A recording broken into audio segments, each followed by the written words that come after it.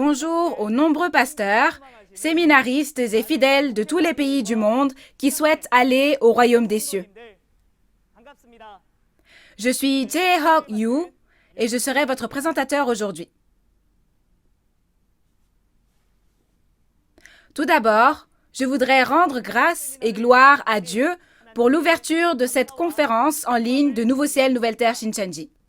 Avant de témoigner de la parole, nous allons rassembler nos cœurs et prier Dieu.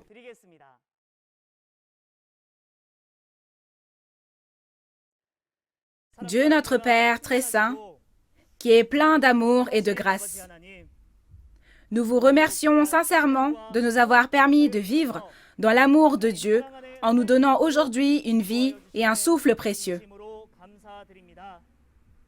En particulier, veuillez remplir d'une grande grâce et d'un grand amour les précieux enfants de la foi de Dieu qui sont venus à la conférence en ligne de Nouveau Ciel, Nouvelle Terre Shincheonji, témoignage sur les paraboles et la réalité des secrets du royaume des cieux aujourd'hui. C'est maintenant le temps où l'apocalypse de la nouvelle alliance, promise par le sang de Jésus, sera accompli. Pour les églises qui espèrent aller au royaume des cieux, selon les paroles de la nouvelle alliance, Jésus a envoyé son messager, le président de Nouveau Ciel, Nouvelle Terre Shincheonji, et l'a fait témoigner de tous les événements de tous les chapitres de l'Apocalypse. Ainsi, récemment, le président de Nouveau Ciel, Nouvelle Terre Shincheonji et les 12 chefs de tribu, qui ont été scellés par le président, ont donné le témoignage sur la prophétie et l'accomplissement de l'Apocalypse au monde entier. En conséquence, de nombreux pasteurs du monde entier ont signé un protocole d'entente avec Nouveau Ciel, Nouvelle Terre Shincheonji pour devenir un. Que Dieu soit glorifié. Maintenant, les instructeurs du centre qui ont été instruits à travers les 12 chefs de tribu témoignent clairement des paroles du niveau introduction de la théologie révélée, des paraboles et de la réalité des secrets du royaume des cieux. Donc ce que nous voulons désespérément, s'il vous plaît, c'est que vous ouvriez les yeux et les oreilles de tous les membres de la famille de la foi qui reçoivent ce témoignage aujourd'hui à la Bible, que vous leur permettiez de réaliser et que vous les ameniez à entrer dans la Bible et à devenir un avec Dieu, Jésus et la vérité. Permettez-leur d'avoir une telle foi. Veuillez contrôler la bouche de l'instructeur qui témoignera et être avec nous du début à la fin, afin que ce soit un temps précieux, débordant de grâce et de gratitude, à la fois pour celui qui prêche et pour ceux qui reçoivent. Nous avons donné toute gloire à Dieu et prié au nom de Jésus qui a expié nos péchés. Amen.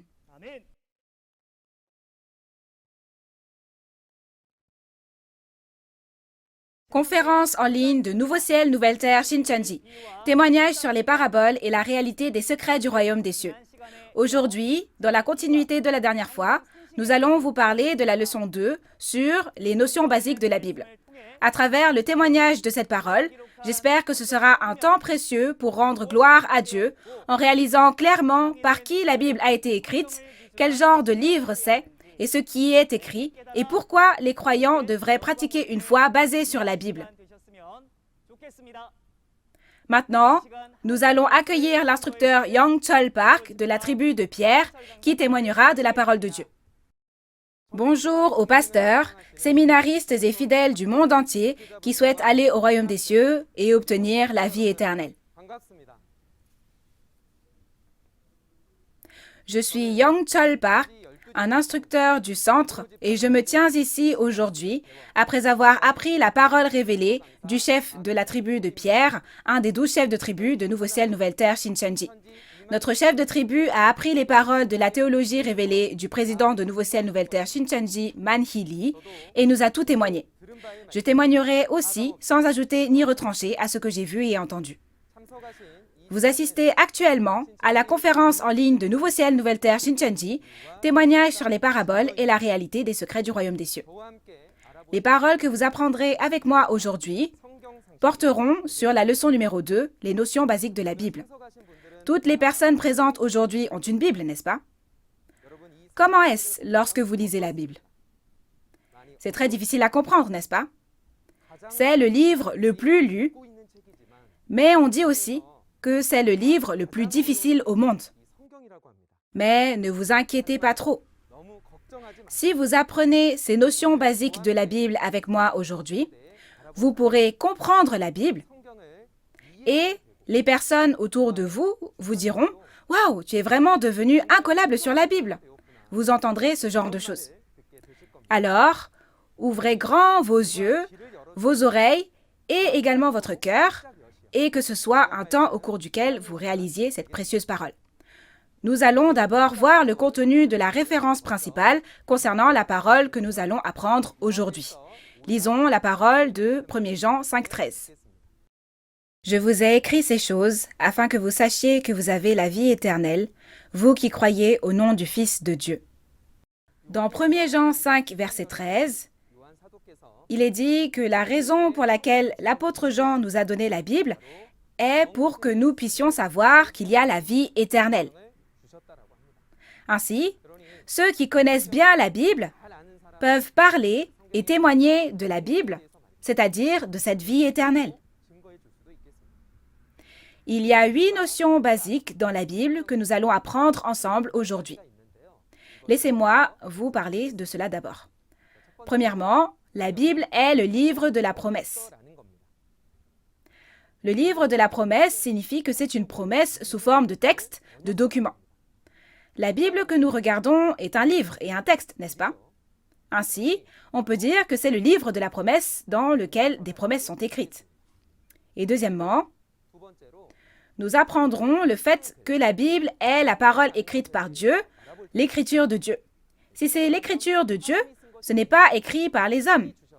Un livre écrit et donné par Dieu est l'écriture de Dieu. Et troisièmement, nous diviserons la Bible selon son contenu. Quels sont les différents contenus de la Bible? Et comment peut-on reconnaître ces contenus?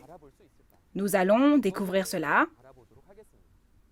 Quatrièmement, nous verrons que la Bible est une histoire de guerre. Dans la Bible, ceux qui appartiennent à qui et qui vont émerger et se battre et se faire la guerre. Et quel genre de guerre se déroulera?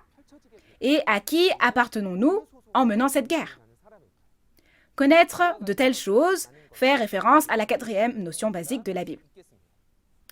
Et cinquièmement, nous examinerons l'importance de la prophétie et de son accomplissement. Nous regarderons qu'est-ce que la prophétie et qu'est-ce que l'accomplissement, et nous verrons combien nous en avons besoin dans notre vie de foi. Sixièmement, nous verrons les 7 périodes qui composent le flux de l'histoire biblique. Il y a plusieurs périodes dans la Bible, mais de quelle période s'agit-il aujourd'hui? Nous vérifierons cela. Septièmement, nous verrons le processus de l'accomplissement des prophéties. Ce que l'on appelle processus fait référence à l'ordre. Les prophéties ne s'accomplissent pas juste comme ça. Elles s'accomplissent dans l'ordre, donc nous vérifierons cela. Et enfin, nous verrons le but dans lequel Dieu a écrit la Bible en 8e point.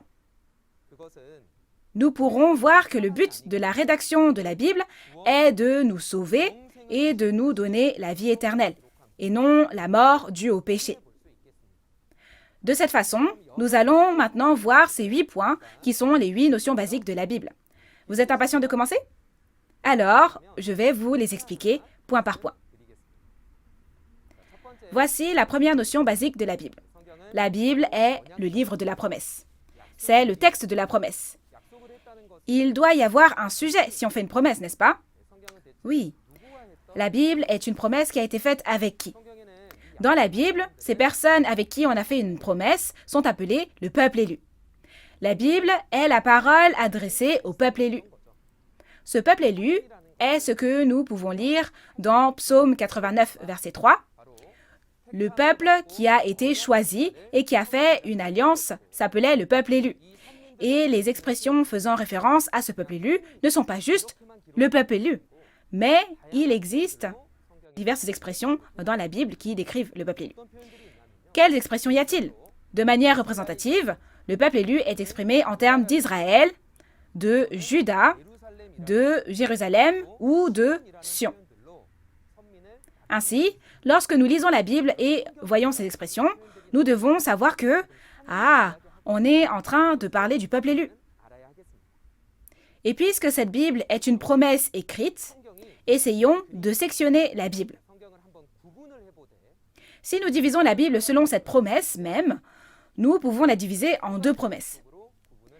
Quelles promesses pouvons-nous distinguer? D'abord, il y a l'Ancien Testament, puis il y a le Nouveau Testament. Cet Ancien Testament signifie « ancienne promesse ». Et ce seront les paroles de la Genèse à Malachie, comme nous pouvons le voir. L'Ancien Testament a un total de 39 livres. Cette promesse écrite est l'Ancien Testament. Et puisqu'il y a un Nouveau Testament, ce Nouveau Testament signifie « nouvelle promesse » et ce sont les paroles de Matthieu à Apocalypse, comme nous pouvons le voir. Il s'agit au total de 27 livres. Donc, si vous regardez toute la Bible, il y a 66 livres au total. 1189 chapitres et 31 101 versets, et c'est la parole de la promesse. De cette façon, la Bible peut être considérée comme le livre de la promesse. Maintenant, regardons chacune de ces promesses une par une. D'abord, l'Ancien Testament. Alors, cet Ancien Testament est une promesse faite avec qui? Regardons d'abord le sujet, les personnes concernées par cette promesse. Les personnes concernées étaient Dieu et l'Israël physique. Ici, le mot « physique » dans Israël physique signifie qu'ils sont le peuple élu qui est né physiquement par le sang, qui est de la même lignée. Par exemple, nous appelons les descendants d'Abraham les Juifs, n'est-ce pas? Ils étaient précisément le peuple élu de l'Ancien Testament. Le contenu de la promesse de Dieu à ce peuple élu se trouve dans Exode 19, versets 5 à 6. Dieu leur a dit à travers Moïse que s'ils gardaient bien l'alliance, s'ils la respectaient bien, ils deviendraient pour lui un royaume de prêtres et une nation sainte. Par conséquent, il ne les bénit pas juste sous prétexte qu'ils sont le peuple élu. Mais comme nous le voyons ici, ils doivent respecter l'alliance, n'est-ce pas? De telles promesses sont appelées des promesses conditionnelles dans la Bible. Il y a des conséquences en fonction de si l'on tient ces promesses ou non. Vous pouvez vérifier cela dans Deutéronome 28. Dans Deutéronome chapitre 28, il est écrit que des bénédictions seront données à ceux qui respectent l'alliance, mais des malédictions viendront à ceux qui ne respectent pas l'alliance. Ainsi, Dieu a fait cette promesse. Que contenait cette promesse? Tout d'abord, la loi de Moïse était contenue dans cette promesse. C'était la loi de Dieu donnée par Moïse. Dans Exode chapitre 20, Dieu a donné les 10 commandements au peuple d'Israël et avec les 10 commandements, il a donné les paroles de la loi. Ainsi, dans Exode 24, il est écrit que la promesse a été faite avec du sang de bête. Les Israélites ont-ils tenu cette promesse qui a été faite avec du sang de bête? Dans 1er Roi chapitre 11, le roi Salomon a fini par servir des dieux païens. Il a donc finalement rompu l'alliance. En conséquence, le pays a été divisé en nord et sud. De plus, Dieu a dit concernant ce peuple d'Israël dans Osée 6, verset 7, qu'Israël est finalement devenu comme Adam, brisant l'alliance, de sorte que ces personnes n'ont pas été en mesure de tenir la promesse que Dieu leur avait donnée. Par conséquent, Dieu a promis les choses du futur à travers les prophètes, et ce contenu fait référence aux textes écrits par les prophètes. Comme vous pouvez le voir dans ce contenu, puisque ces personnes n'ont pas respecté l'alliance, Dieu a promis un sauveur pour les sauver de leurs péchés, et ce sauveur est appelé le Messie dans la langue du peuple d'Israël. Ainsi, le Messie, soit le sauveur, a été promis. Alors, quel est le contenu des promesses de l'Ancien Testament? Le point clé, Le contenu clé de cet Ancien Testament est de croire au Messie, puisqu'il a été promis et sera envoyé. Dans ce cas, ont-ils bien tenu les promesses de l'Ancien Testament? Quel a été le résultat de cette promesse? Regardons ce résultat. Le résultat de l'Ancien Testament est que Dieu a envoyé le Messie, le Sauveur, comme promis bien sûr. Ce Sauveur était Jésus. Donc, Dieu a tenu la promesse.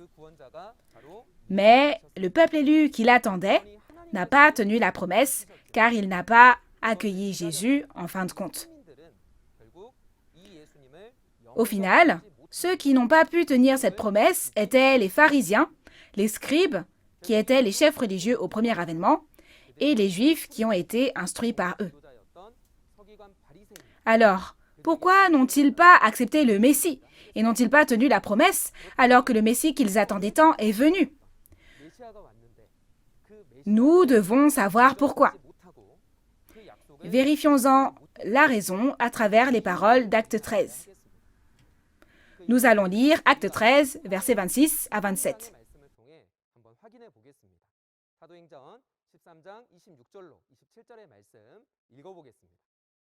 Mes frères, vous qui êtes les descendants d'Abraham, et vous qui craignez Dieu et qui êtes présents parmi nous, c'est à nous que Dieu a envoyé cette parole de salut.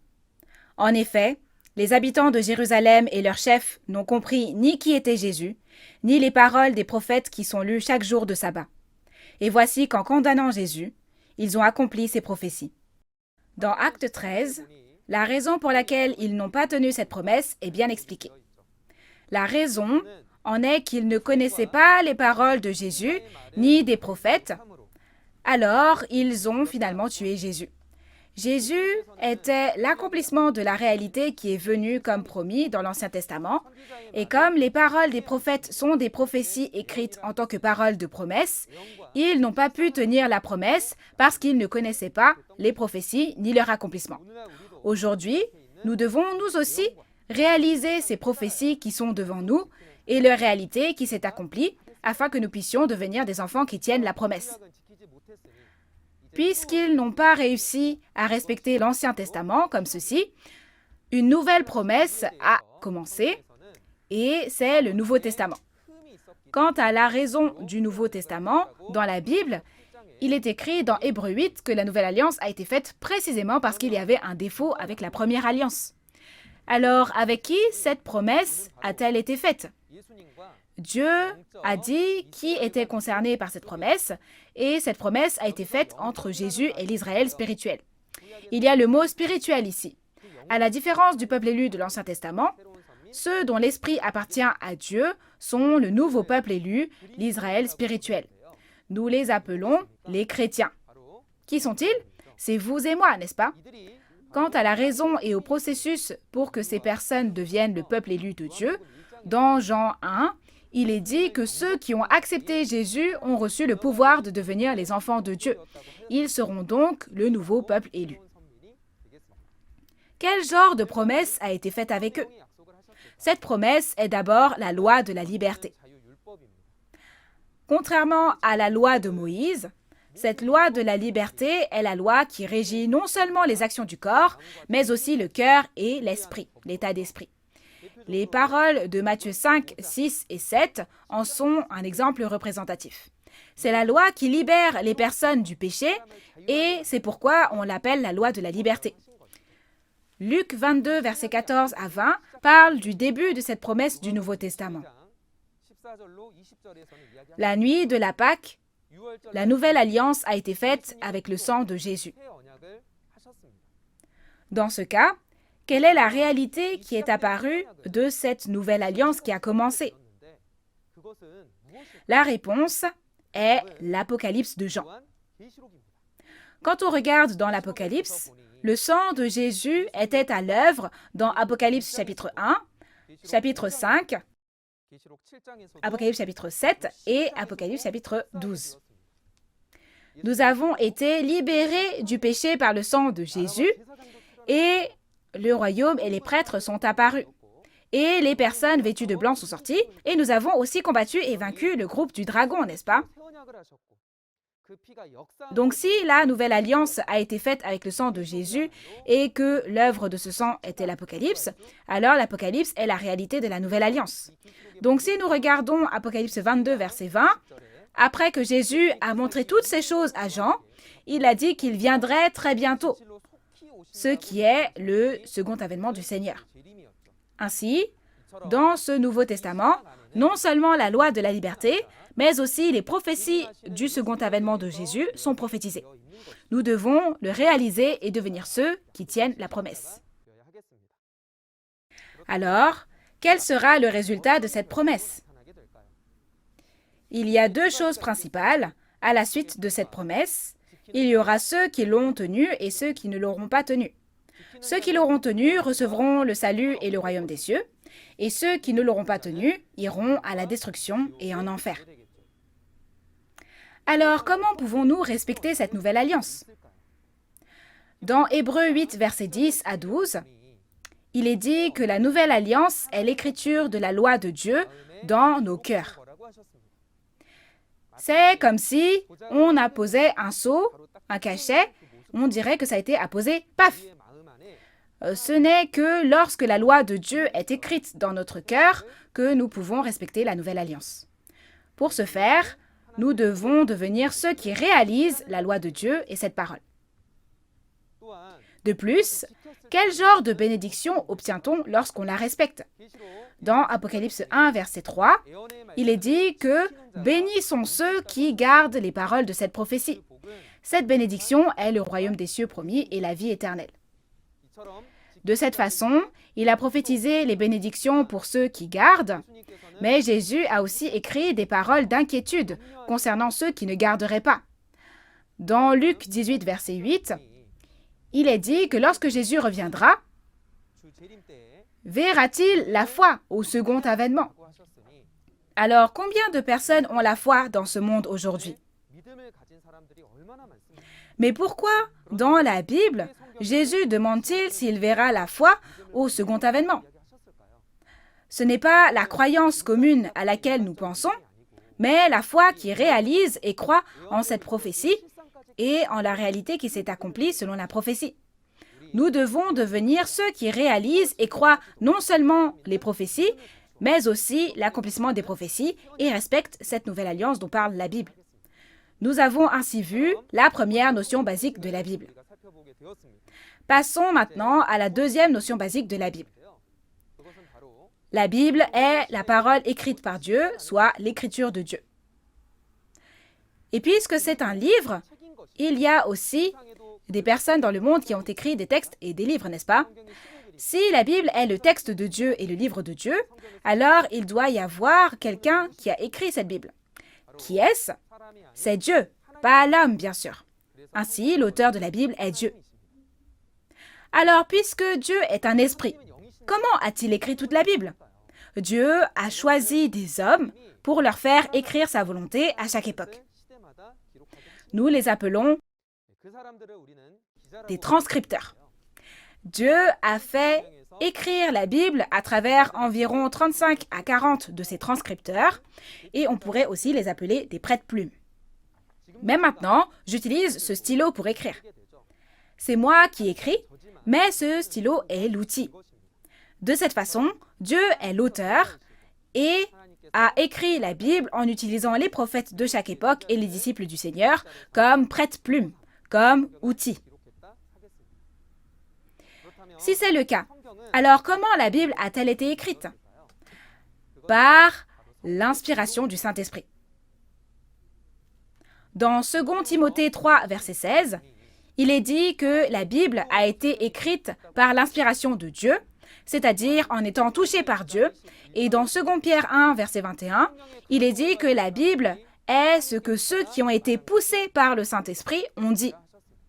Ainsi, c'est écrit par l'inspiration du Saint-Esprit. Mais lorsque l'on prêche et enseigne avec la Bible écrite par l'inspiration du Saint-Esprit à la main, est-ce que tout ce qu'on enseigne et prêche est un enseignement de Dieu? La Bible dit qu'il y a deux grands types d'enseignements. Quels sont-ils? C'est l'enseignement du Saint-Esprit et l'enseignement des hommes. Quel genre d'enseignement voulez-vous recevoir? L'enseignement du Saint-Esprit ou l'enseignement des hommes? Tout le monde veut l'enseignement du Saint-Esprit, n'est-ce pas? Si tel est le cas, nous devons vérifier et distinguer de quel type d'enseignement il s'agit. Le premier est l'enseignement des hommes. C'est ce qu'on appelle la connaissance humaine dans la Bible. C'est-à-dire que les hommes enseignent la Bible selon leurs pensées et l'interprétation qu'ils en font. Comment est née cette connaissance humaine? Dans Apocalypse chapitre 5, nous avons vu qu'il y a un livre dans la main droite de Dieu. Et il est dit que le livre était scellé de 7 sceaux. Et comme il était scellé, personne ne pouvait l'ouvrir ni le regarder. Quel genre de livre est donc ce livre scellé? Nous pouvons vérifier la réponse dans Ésaïe 29. En regardant les versets 9 à 13, il est dit que la prophétie est comme un livre scellé. En d'autres termes, la prophétie est devenue un livre scellé. La prophétie fait référence à la parole de la prophétie qui décrit ce qui se passera dans le futur, et la prophétie est devenue un livre scellé. Ainsi, étant donné que le livre mentionné dans Apocalypse 5 était également scellé, nous pouvons voir que ce livre est la prophétie. Si c'est le cas, c'est un temps où les personnes ne pourront pas comprendre les paroles de la prophétie. Mais comme les personnes enseignent à ce sujet, les commandements des hommes sont prêchés. Qu'est-ce que les commandements des hommes? C'est d'enseigner en interprétant et en prêchant ces paroles de Dieu selon la pensée humaine. Quand est-ce que des commandements d'hommes comme ceux-ci apparaissent? Au premier avènement, lorsque les paroles de la prophétie d'Ésaïe 29 se sont accomplies, de tels commandements sont apparus. Au temps du premier avènement, les hommes n'ont pas gardé les commandements de Dieu et ont gardé les commandements des hommes. Ils ont suivi les enseignements transmis de génération en génération et ont rejeté les commandements de Dieu. Quels sont donc les enseignements transmis de génération en génération? Ce sont les enseignements qui ont été transmis pendant longtemps. Et en les suivant, ils ont été incapables de garder les commandements de Dieu à la fin et les ont tous abandonnés. De quoi avaient-ils besoin, vraiment, quand ils étaient dans ce genre de connaissances humaines? C'était la théologie, l'enseignement du Saint-Esprit qui était promis. L'enseignement du Saint-Esprit s'appelle la théologie et la révélation. Il n'était donc pas fermé, mais ouvert. La personne qui a donné une telle révélation était Paul, le disciple du Seigneur au premier avènement. Dans Galates chapitre 1, Paul dit que l'évangile qu'il prêche n'a été ni appris ni reçu des hommes. C'est-à-dire qu'il ne s'agit pas de connaissances humaines. Il est dit que toutes ces choses sont venues par la révélation de Jésus-Christ. Donc, ce qui a été enseigné par la révélation de Jésus-Christ est précisément la théologie. De cette façon, ceux qui apprennent par la révélation sont ceux qui reçoivent la théologie. Et de telles personnes peuvent être appelées étudiants en théologie. On n'est pas un étudiant en théologie parce qu'on fréquente une école de théologie. Mais quand on apprend la théologie enseignée par le Saint-Esprit de cette manière, alors on peut dire qu'on est un étudiant en théologie promis dans la Bible. Si oui, comment cette théologie en vient-elle à être témoignée? Dans 1 Corinthiens 2, il est dit que le Saint-Esprit maîtrise même les choses profondes de Dieu et qu'il nous révèle même les secrets. Alors, ce qui a été écrit par le Saint-Esprit doit être enseigné par le Saint-Esprit, afin que nous puissions tout connaître et réaliser, même les secrets, n'est-ce pas? Si oui, comment une telle œuvre se produit-elle? Dans l'évangile de Matthieu, Jésus a parlé de toutes les paraboles sur le royaume des cieux au premier avènement. Il a parlé du royaume des cieux en parabole, n'est-ce pas? Alors pourquoi a-t-il parlé en parabole? C'est parce qu'il y avait une prophétie dans Psaume 78, verset 2, qui disait que les secrets des temps anciens seraient révélés en parabole à travers les anciens prophètes. À cause de cette prophétie, il a parlé du secret du royaume des cieux en parabole, et il a dit que ce ne sera pas en parabole pour toujours, mais qu'il y aura un temps où, quand le temps viendra, on vous prêchera ouvertement toutes les paraboles des secrets du royaume des cieux, et vous les connaîtrez toutes. Le moyen de le savoir, la réponse est dans le thème de la conférence à laquelle vous avez assisté aujourd'hui. Quel type de conférence est celle d'aujourd'hui? C'est une conférence sur le témoignage sur les paraboles et la réalité des secrets du royaume des cieux, n'est-ce pas? Au fur et à mesure que la réalité de l'accomplissement de ces secrets du royaume des cieux est révélée, à travers cette réalité, nous en venons à réaliser les secrets et les paraboles du royaume des cieux qui sont écrits. Et en réalisant, vous pourrez aller au royaume des cieux promis. Par conséquent, nous devons devenir tous les enfants du royaume des cieux qui découvrent et réalisent le royaume des cieux à travers la théologie révélée, les enseignements du Saint-Esprit pendant ce temps. Nous avons donc vu la deuxième notion basique de la Bible. Passons à la troisième. C'est les différents contenus de la Bible. Si nous divisons la Bible par contenu, elle peut être divisée en plusieurs grandes catégories. Et quelles sont-elles? Elles sont au nombre de 4. On peut dire que c'est l'histoire, l'instruction, la prophétie et l'accomplissement. Alors, comment regarder ce contenu historique? L'histoire parle des événements du passé. Elle doit être vue comme un miroir et un avertissement.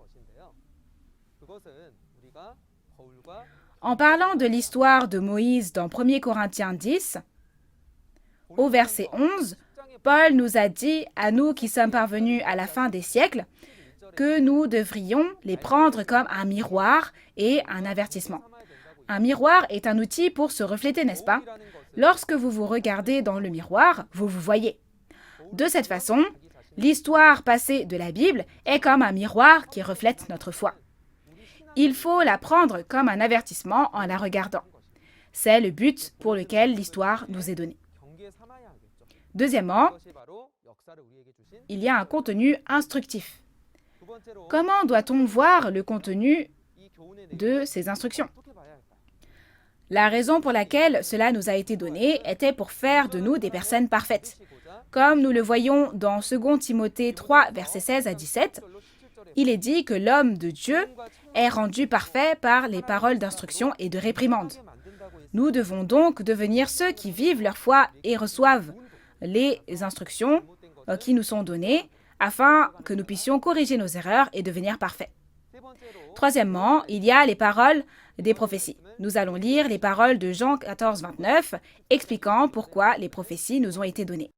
« Et maintenant, je vous ai dit ces choses avant qu'elles arrivent, afin que lorsqu'elles arriveront, vous croyiez. » Selon Jean 14, verset 29, « Je vous ai dit ces choses avant qu'elles arrivent. » Oui, c'est donc une prophétie, n'est-ce pas? Il est dit que la raison pour laquelle on a donné les prophéties était qu'on a écrit les prophéties afin que nous puissions croire quand elles s'accomplissent, c'est-à-dire qu'elles se réalisent. Par conséquent, les prophéties ont été prédites, elles ont été données dans le but de croire quand elles s'accomplissent. En d'autres termes, la base de la foi qui nous permet de croire en l'événement accompli est la prophétie. Donc, si nous connaissons bien les prophéties, nous pouvons croire en ces prophéties qui se sont accomplies. Puisque le contenu de ces prophéties est principalement écrit en paraboles, nous devons connaître les paraboles pour comprendre les prophéties et nous devons devenir ceux qui réalisent les paraboles. Le quatrième contenu fait référence à l'accomplissement. On l'appelle aussi la réalité. Qu'est-ce que c'est? C'est la réalité qui s'est accomplie comme prophétisée. Il y avait des prophéties de l'Ancien Testament dans la Bible, n'est-ce pas? Quand la prophétie de l'Ancien Testament s'est-elle accomplie? Elle s'est accomplie au premier avènement de Jésus, donc la prophétie a été accomplie à travers Jésus au premier avènement. Qu'est-ce qui apparaît à ce moment-là? Oui, la réalité est apparue, n'est-ce pas? C'est pourquoi Jésus a dit dans Jean 19, 30 que tout est accompli. Il a accompli toutes les paroles des prophéties de l'Ancien Testament. De cette façon, la prophétie du Nouveau Testament s'accomplira également. Et le temps venu, la réalité apparaîtra. Quand les prophéties du Nouveau Testament se réaliseront-elles? Tout sera accompli par Jésus au temps du second avènement. Ainsi, dans la Bible, Apocalypse 21, verset 6, dit aussi que cela a été accompli à nouveau, n'est-ce pas? Nous devons savoir que là où il y a des prophéties comme celle-ci, la réalité qui s'accomplit selon les prophéties apparaîtra. Et nous devons devenir des croyants en réalisant la réalité qui s'est accomplie à travers les prophéties.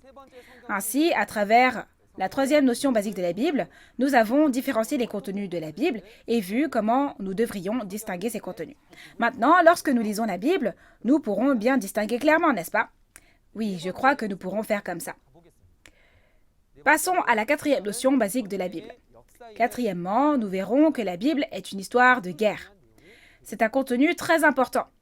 Le point clé des 66 livres de la Bible est surtout qu'ils contiennent l'histoire de la guerre entre ceux appartenant à Dieu et ceux appartenant à Satan. Alors, depuis combien de temps dure cette guerre? La durée de cette guerre est d'environ 6000 ans. Depuis l'époque d'Adam jusqu'à l'accomplissement de l'Apocalypse, aujourd'hui, dans la Bible, l'histoire de la guerre a continué. Nous pouvons essayer de différencier les différents types de guerre. Il y a la guerre physique et la guerre spirituelle. Dans l'Ancien Testament, c'est principalement la guerre physique. Mais dans le Nouveau Testament et dans les paroles prophétiques, on parle de la guerre spirituelle. Aujourd'hui, il y a une guerre spirituelle. Ainsi, si nous regardons de plus près cette guerre, comme vous pouvez le voir, cette guerre elle-même est une bataille entre deux appartenances. Et c'est une bataille entre Dieu et Satan. Une guerre. Et qui combattra dans cette bataille, dans cette guerre? Ce sont précisément les esprits et les chairs appartenant à Dieu et les esprits et les chairs appartenant à Satan. Pourquoi font-ils la guerre? Du point de vue de Dieu, la guerre est menée pour récupérer et restaurer tout ce qui a été perdu. Cela a commencé avec Adam, mais l'alliance n'a pas été respectée, donc c'était comme l'abandonner. Et en plus de cela, ils ont péché encore, et du point de vue de Dieu, toute la création lui a été enlevée et a été perdue. Et de l'autre côté, Satan le diable a trompé et menti pour s'approprier le monde entier. Alors, pour ne pas se le faire prendre, Satan le diable fait la guerre. Quelle sera alors l'arme pour combattre dans cette guerre? Cette arme est la parole de témoignage. Dieu combat avec la parole de témoignage et il prêche la vérité et fait connaître les faits. Pour Satan le diable, il ne faut pas révéler ce fait, car cela reviendrait à révéler qu'il a tout volé et s'est tout approprié comme s'il en était le propriétaire. Alors, il ment pour bloquer tous les faits et persécute ceux qui connaissent la vérité et ceux qui réalisent la vérité. Et quand on regarde la Bible, on voit qu'il a même tué, maudit, critiqué et ridiculisé. Ce sont toutes des armes de guerre avec lesquelles Satan combat. Alors, à qui appartenons-nous aujourd'hui? Ceux qui appartiennent à Dieu, ce sont ceux qui prêchent la vérité à travers les paroles de témoignage de Dieu plus que toute autre parole. Mais au contraire, ceux qui persécutent, bloquent, mentent et critiquent la prédication de la parole de Dieu appartiennent à Satan. Par conséquent, nous devons réaliser cette appartenance et devenir tous ceux qui appartiennent à Dieu. Nous avons vu l'histoire de la guerre.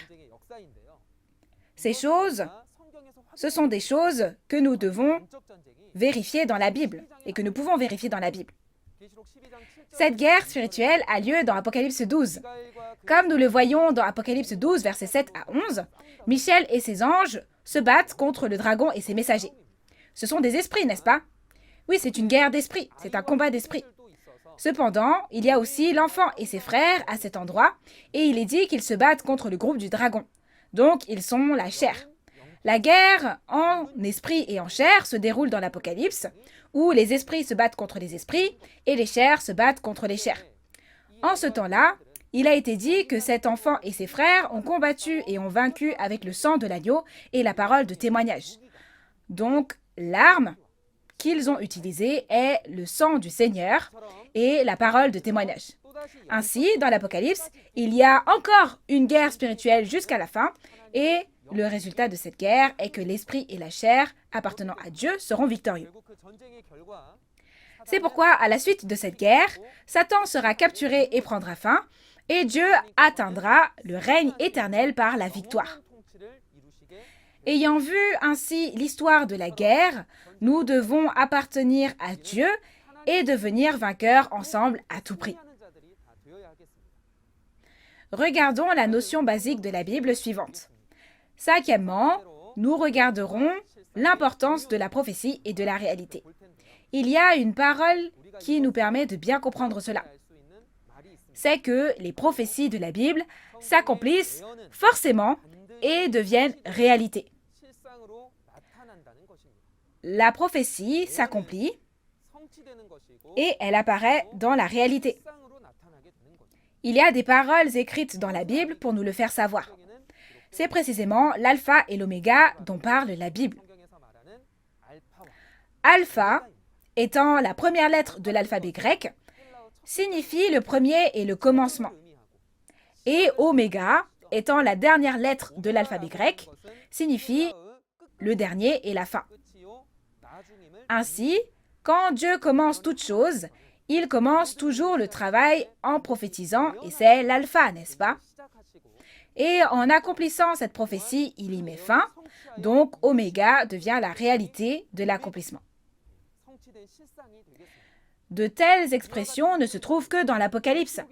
C'est parce que l'Apocalypse se termine par la restauration et l'achèvement de tout le travail que Dieu a commencé.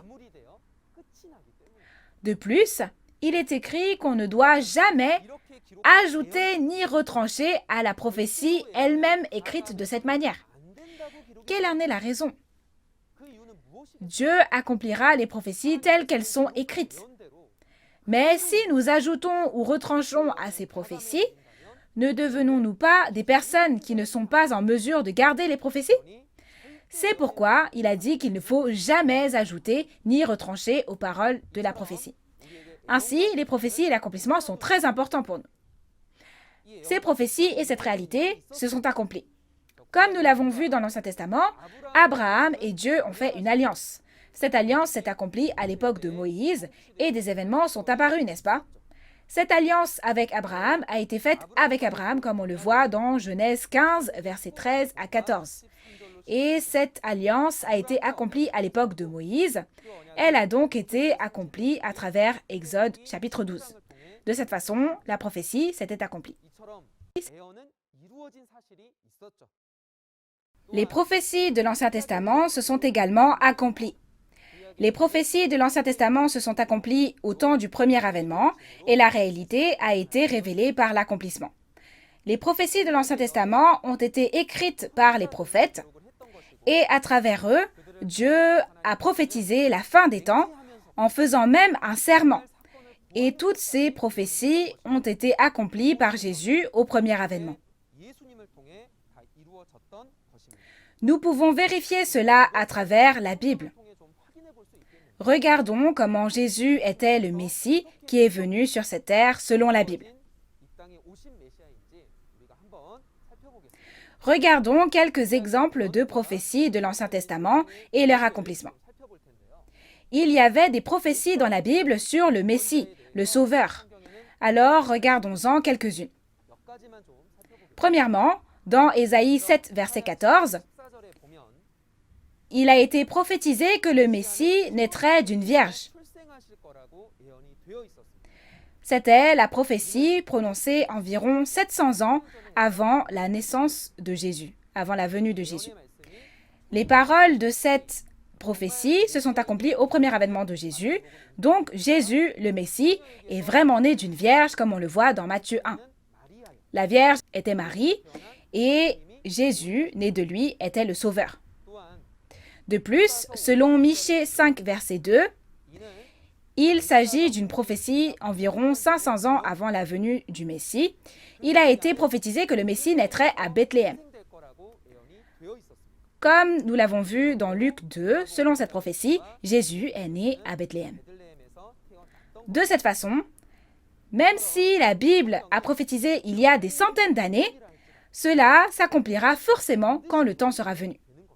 De plus, en regardant Ésaïe 9, versets 1 à 2, il a été prophétisé que le Messie œuvrerait en Galilée et l'œuvre de prêcher l'évangile en Galilée, comme on le voit dans Matthieu chapitre 4, a été accomplie.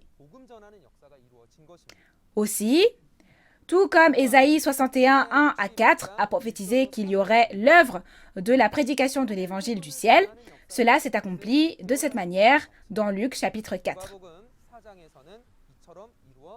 Aussi, même sa mort a été prophétisée. Comme nous le voyons dans Psaume 40 et 41, le Messie porterait la croix et comme dans Matthieu 27, la prophétie s'est accomplie.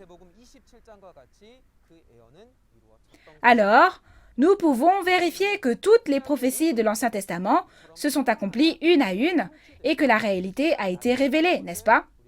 Celui qui est venu ainsi, c'était Jésus. Donc, nous pouvons vérifier la raison pour laquelle nous devrions croire en Jésus à travers la Bible.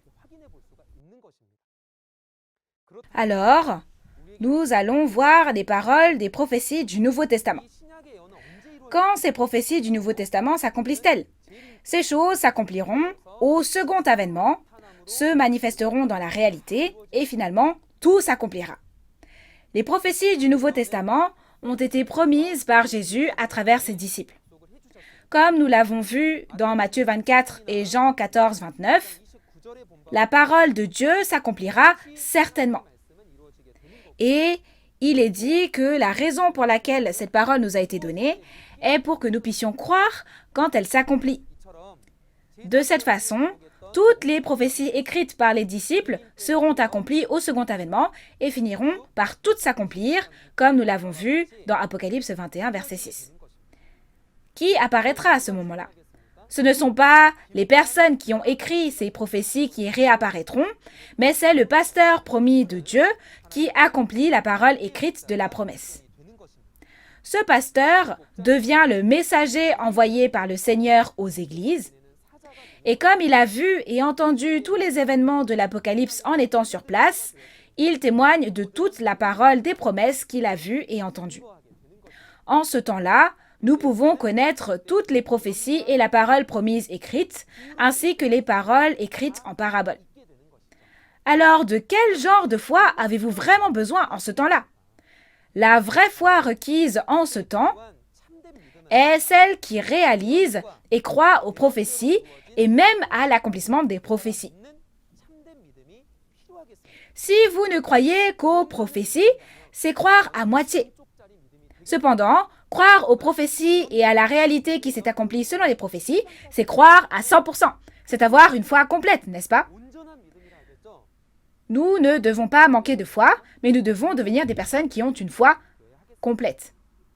De plus, dans la Bible, il est dit que cette parole est le chemin.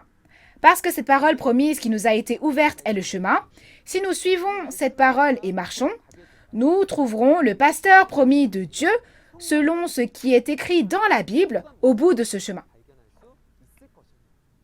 Ayant reconnu l'importance de la prophétie et de la réalité de cette manière, nous devons devenir coûte que coûte ceux qui réalisent les prophéties et leur réalité. Maintenant, sixièmement, nous allons regarder de plus près la parole afin de distinguer les 7 différentes périodes dans la Bible. Comment différencier ces périodes? Et pourquoi est-il important de distinguer les périodes? Comme nous l'avons vu dans Luc 12, Jésus a dit aux croyants de cette époque, « Vous savez discerner l'aspect de la terre et du ciel. Comment ne discernez-vous pas ce temps-ci » Et il a demandé, « Pourquoi ne discernez-vous pas de vous-même ce qui est juste ?» Puis il leur a dit qu'ils étaient des hypocrites. De même, si l'on ne peut pas distinguer, on est un hypocrite. Il faut donc savoir distinguer les périodes. Alors, combien d'époques y a-t-il dans la Bible? Tout d'abord, il y a la période de la création. Dans cette période de création, Dieu a choisi le premier homme, Adam, et Dieu a fait de lui un esprit vivant. Cependant, Adam n'a pas gardé l'alliance et a été chassé du jardin d'Éden. Et comme Dieu l'a dit, son esprit et sa chair sont finalement morts en mangeant le fruit du bien et du mal. De plus, parce que les descendants d'Adam qui ont péché n'ont pas tenu la parole de la promesse, non plus, Dieu a choisi Noé, le 9e descendant d'Adam, lui a fait construire une arche et a annoncé que le jugement par le déluge viendrait sur le monde qui avait péché. Cependant, jusqu'à la fin, ils n'ont pas écouté la voix de Noé et ils ont fini par être jugés par le déluge. Après cela, sont aussi écrites les histoires d'Abraham, d'Isaac et de Jacob, descendants de Noé. Toute cette période est appelée la période de la création. Après cela, Dieu est venu à Moïse, le 6e descendant d'Abraham, selon l'alliance faite avec Abraham, et selon cette alliance, il a fait sortir les Israélites d'Égypte. Puis, Dieu a donné la loi à Moïse. Ce sont les commandements, n'est-ce pas? Cette période sera appelée la période de l'Exode et de la loi. La période de l'Exode et de la loi a duré jusqu'au temps de l'œuvre de Josué à Sichem. Ensuite, les Israélites qui sont entrés dans le pays de Canaan devaient respecter l'alliance. Chaque fois qu'ils ne respectaient pas l'alliance, ils étaient envahis par les païens, et à ce moment-là, Dieu envoyait des juges pour les sauver. C'est la période des juges.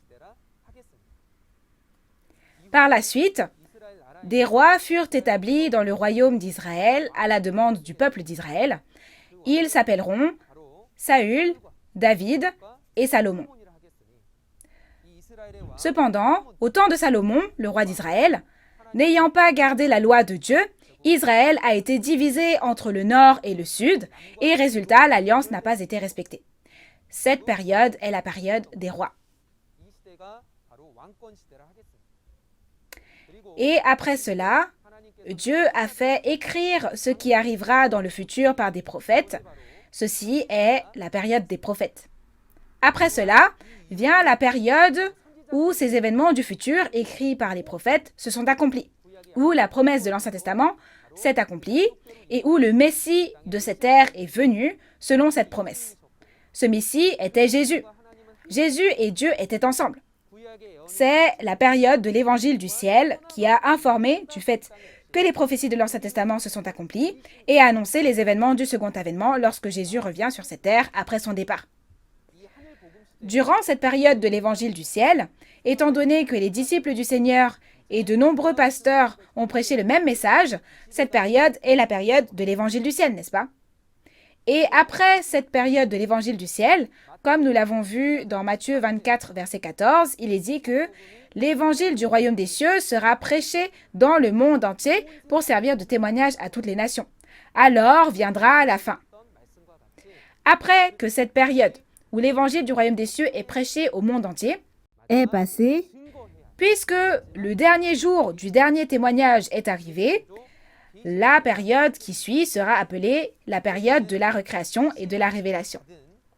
En ce temps-là, le pasteur promis qui a reçu la parole de la révélation apparaîtra et en témoignant de la parole de la révélation, toutes les personnes qui vivaient dans le monde d'avant seront recréées par cette parole de révélation, ce qui sera la période promise de recréation et de révélation. En ce temps-là, nous réaliserons toutes les paroles du dernier livre prophétique, l'Apocalypse, écrit dans la Bible, et nous naîtrons de nouveau avec cette parole. Cette période sera appelée la période de la recréation et de la révélation. Ainsi, nous avons distingué les 7 périodes de la Bible. À quelle époque vivez-vous aujourd'hui? Est-ce encore le temps de prêcher l'Évangile et de le répandre dans le monde entier? Ce n'est pas ça. Nous devons réaliser qu'aujourd'hui, c'est la période promise de la recréation et de la révélation. Nous allons découvrir la 7e notion de base de la Bible, qui est le processus d'accomplissement des prophéties. Comment ce processus est-il promis dans la Bible? Il est promis que cela s'accomplit dans l'ordre de la trahison, de la destruction et du salut. Nous allons apprendre davantage sur ce que sont cette trahison, cette destruction et ce salut. Lisons 2 Thessaloniciens 2, versets 1 à 3. Pour ce qui concerne l'avènement de notre Seigneur Jésus-Christ et notre réunion avec lui, nous vous prions, frères, de ne pas vous laisser facilement ébranler dans votre bon sens et de ne pas vous laisser troubler, soit par quelque inspiration, soit par quelques paroles ou par quelques lettres qu'on dirait venir de nous, comme si le jour du Seigneur était déjà là. Que personne ne vous séduise d'aucune manière, car il faut que l'apostasie soit arrivée auparavant et qu'on ait vu paraître l'homme du péché, le fils de la perdition. Comme nous le voyons dans 2 Thessaloniciens 2, qu'est-il demandé aux frères de la foi? Paul parlait de la venue du Seigneur et de la réunion avec lui. Depuis combien de temps attendons-nous la venue du Seigneur? Mais cela ne s'accomplit pas juste comme cela, il y a un processus. Il est dit que la première chose qui s'accomplit est l'apostasie, la trahison. Puis apparaît le fils de la perdition, de la destruction. De quelle trahison parle-t-on? C'est le fait de désobéir à la parole de Dieu et de s'en détourner. Ceci est la trahison. Ensuite vient la destruction. Puis l'œuvre qui consiste à sauver ceux qui se font détruire et de les rassembler au milieu de la destruction s'accomplit. Et c'est l'œuvre du salut qui est promis. Et ce salut sera achevé par l'avènement de Jésus. Témoigner du second avènement du Seigneur selon l'ordre de la trahison, de la destruction et du salut, c'est l'enseignement approprié. Aussi, lorsque cette prophétie s'accomplira, au temps de la trahison, les traîtres apparaîtront. Lorsque la prophétie sur la destruction s'accomplira, les destructeurs apparaîtront. Et au milieu de cela, le Sauveur apparaîtra. L'enseignement correct à propos du second avènement du Seigneur ne se porte pas seulement sur les prophéties, mais aussi sur la réalité accomplie selon les prophéties. Maintenant, nous allons voir le 8e point des notions basiques de la Bible. C'est le but dans lequel Dieu a écrit la Bible. Ce n'est pas la mort par le péché, mais c'est pour nous donner le salut et la vie éternelle. La Bible a commencé avec le péché. La mort était le résultat de ce péché. Il est mentionné dans la Genèse. Comme le premier homme, Adam, n'a pas respecté son alliance avec Dieu et a mangé le fruit de l'arbre du bien et du mal, il est mort selon la parole de Dieu. Romains 6 dit que le salaire du péché est la mort, donc le résultat du péché est la mort. Mais n'est-ce pas le plan de Dieu de nous sauver de cette mort? C'est pourquoi Dieu a voulu que nous soyons sauvés et nous donner la vie éternelle. Selon 1 Timothée 2, verset 4, Dieu veut que tous les hommes soient sauvés et connaissent la vérité. De plus, puisque Dieu a promis cette œuvre consistant à recevoir le salut et à connaître la vérité à un temps promis, et comme nous l'avons vu dans Jean 6, 40, la volonté de Dieu est que ceux qui voient et croient en Jésus aient la vie éternelle. Et cela se fera au dernier jour. Ce dernier jour ne serait-il pas celui du second avènement du Seigneur? Par conséquent, la volonté de Dieu est aussi le salut et la vie éternelle. De plus, quel est l'espoir contenu dans cette Bible, dans laquelle la volonté de Dieu est écrite? C'était aussi le salut et la vie éternelle.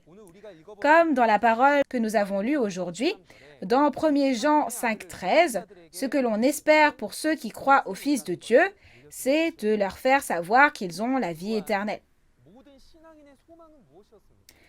Aussi, quel était l'espoir de tous les croyants? C'était aussi le salut et la vie éternelle. Selon Jean 5, 39, l'espoir de ces croyants qui sondaient les Écritures à cette époque était qu'en lisant la Bible, ils puissent obtenir la vie éternelle. Ainsi, si la Bible que nous avons devant nous est le récit concernant ce salut et cette vie éternelle que Dieu, la Bible et les croyants espéraient, nous devons devenir ceux qui n'en oublient pas le but. Aujourd'hui, nous avons appris les 8 notions basiques de la Bible. Maintenant, permettez-moi de vous donner la conclusion. Premièrement, tous les croyants qui espèrent le royaume des cieux doivent absolument pratiquer leur vie de foi en ayant la Bible comme standard. Les commandements des hommes, les pensées des hommes, les enseignements transmis de génération en génération par l'homme ne peuvent pas en être le standard. Deuxièmement, pour réaliser cette Bible, cette écriture de Dieu, Il faut que Dieu qui l'a écrite nous la révèle à travers la théologie révélée par le Saint-Esprit lorsque le temps vient. En ce temps-là, puisque le pasteur promis, à travers qui le Saint-Esprit prêche la théologie promise révélée, apparaît, nous devons devenir des personnes qui réalisent cette théologie révélée. Puis troisièmement, nous devons prier pour que Dieu nous donne un cœur qui réalise. Aussi, nous devons coûte que coûte rencontrer Dieu à travers la Bible. Si nous regardons Jean 1, verset 1, il est dit que la parole au commencement était Dieu. Et puisqu'il y a la vie dans la parole, ceux qui rencontrent Dieu à travers la parole obtiendront la vie qu'elle donne. De cette façon, nous en sommes venus à voir cette parole. Cette parole des paraboles des secrets du royaume des cieux nous montre que nous devons connaître cela pour aller au royaume des cieux promis. Les paroles de ces paraboles peuvent être connues lorsque le temps vient, que la réalité apparaît et que l'on en témoigne ouvertement, n'est-ce pas? Nous devons tous réaliser ces paroles des paraboles des secrets du royaume des cieux que nous apprendrons à l'avenir. La prochaine fois, un instructeur plus talentueux que moi viendra témoigner de la parole. J'espère donc que ce sera un temps précieux auquel vous participerez et durant lequel vous réaliserez. Il y a quelque chose que nous devons garder à l'esprit et ne pas oublier. Nous sommes un en Dieu et en Jésus. We are one. Nous sommes un. C'est la fin de ce témoignage. Nous allons prier. Dieu, notre Père, envers qui nous sommes reconnaissants, nous vous remercions d'avoir permis encore aujourd'hui que nous puissions organiser la conférence sur le témoignage sur les paraboles et la réalité des secrets du royaume des cieux par la grâce de Dieu. Et merci d'avoir guidé vos nombreux enfants qui aiment Dieu. Père, s'il vous plaît, régnez sur le cœur de tous les esprits présents. Aujourd'hui, nous avons médité sur la parole de la leçon introduction numéro 2 concernant les notions basiques de la Bible. Aidez-nous à réaliser la Bible plus profondément grâce aux 8 notions basiques de la Bible que nous avons apprises aujourd'hui. Aussi, aidez-nous à réaliser les paroles des paraboles promises dans la Bible afin que tous les esprits soient conduits au royaume des cieux grâce à la réalisation. Veuillez régner sur le cœur de chaque personne et les protéger physiquement et spirituellement afin que nous puissions avoir un temps précieux la prochaine fois. Je prie tout cela au nom de Jésus. Amen. Merci d'avoir écouté jusqu'au bout.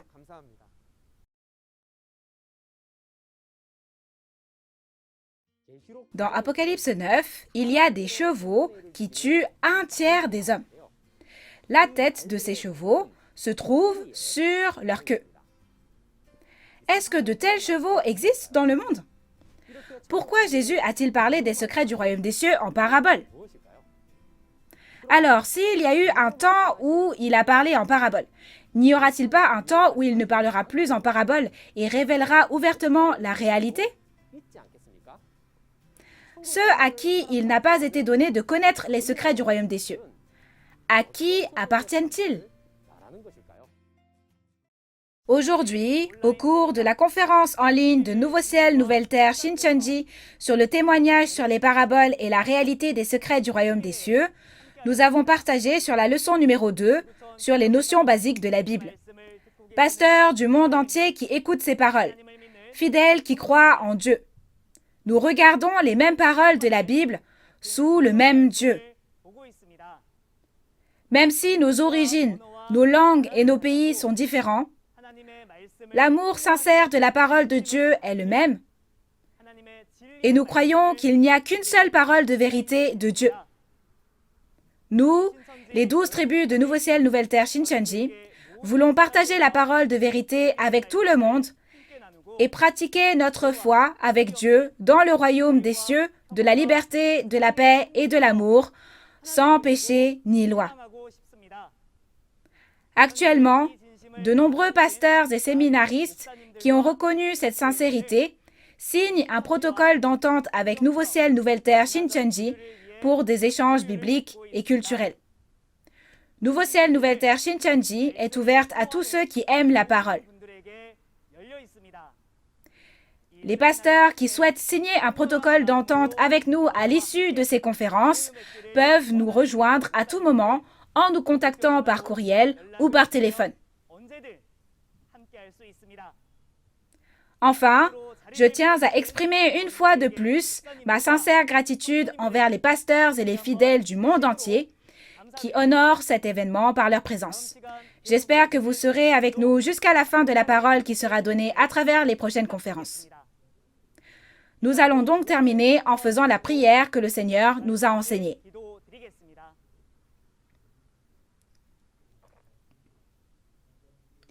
Notre Père qui es aux cieux, que ton nom soit sanctifié, que ton règne vienne, que ta volonté soit faite sur la terre comme au ciel.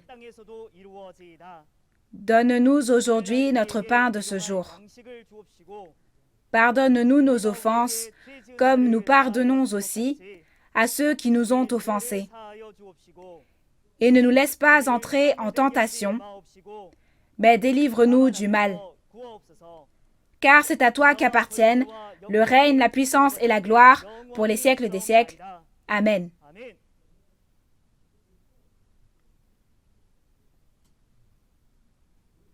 Merci beaucoup à toute la famille de Dieu qui a été avec nous.